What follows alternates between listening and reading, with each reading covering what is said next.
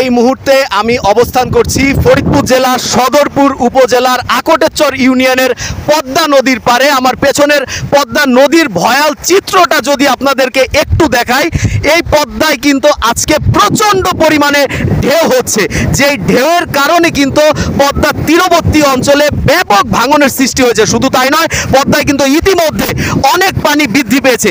এই পানি বৃদ্ধি এবং এই ঢেউয়ের কারণেই কিন্তু পদ্মার তীরবর্তী অঞ্চল আজ ভেঙে যাচ্ছে। এই পদ্মার তীরবর্তী অঞ্চলে বসবাস করা হাজার হাজার পরিবার আজ নিঃস্ব হয়ে খোলা আকাশের নিচে মানবেতর জীবনযাপন করছে। আমি যদি এই পদ্মা অঞ্চলের একজন স্থানীয় সাথে একটু কথা বলি। আচ্ছা, আপনাদের এখানে পদ্মায় এবার কেমন ভাঙন হয়েছে আর কি কি সমস্যা আপনারা পড়েছেন? আমাদের ফসলের জমি ধান পাট সব চলে নিয়ে গেল গা।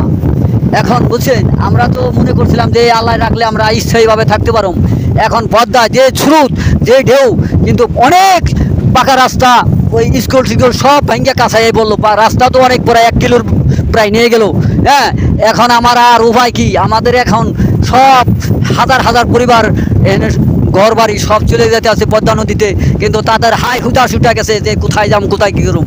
এই আর যাওয়ার মতো অসহায় পড়ে গেছি আমরা নদী ভাঙনের মধ্যে পড়ে, আমাদের আর কোনোই নাই। আমরা কথা বলছিলাম এখানকার একজন স্থানীয়র সাথে। আসলে এখানে প্রচণ্ড বাতাস, যে কারণে আমার কথা বলতেও খুব সমস্যা হচ্ছে, মাইক্রোফোন খুব কাছে নিয়ে কথা বলতে হচ্ছে।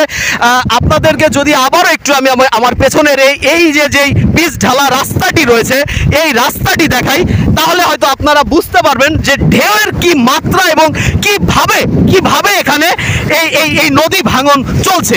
এইভাবে ঢেউ যখন নদীর কিনারায় এসে আঘাত হানছে, তখনই কিন্তু এই নদী ভাঙন হচ্ছে এবং এই রাস্তা, আশেপাশের ফসলি জমি সবকিছু নদী গর্ভে বিলীন হয়ে যাচ্ছে। আমরা নদী ভাঙন বিষয়ে কথা বলেছিলাম ফরিদপুর পানি উন্নয়ন বোর্ডের নির্বাহী প্রকৌশলী রাকিবুল ইসলামের সাথে। তিনি আমাদেরকে যেমনটা জানিয়েছেন, ইতিমধ্যে তাদের একটি টিম এই নদী ভাঙন কবলিত অঞ্চল ঘুরে গিয়েছে। তারা এখানে এখন কোনো প্রকল্প গ্রহণ করতে পারছে না, কারণ এই পদ্মা নদীতে এখন অনেক পানি বৃদ্ধি রয়েছে এবং ঢেউ রয়েছে। যখন এই পানিটা কমে আসবে, তারা তখন তাদের নতুন কোনো প্রকল্প এখানে নেবেন।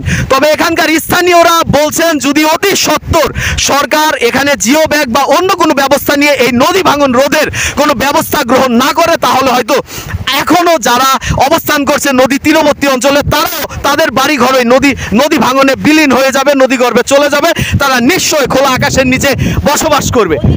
ফরিদপুরের সদরপুর থেকে তানভীর তুহিন, এশিয়ান টেলিভিশন।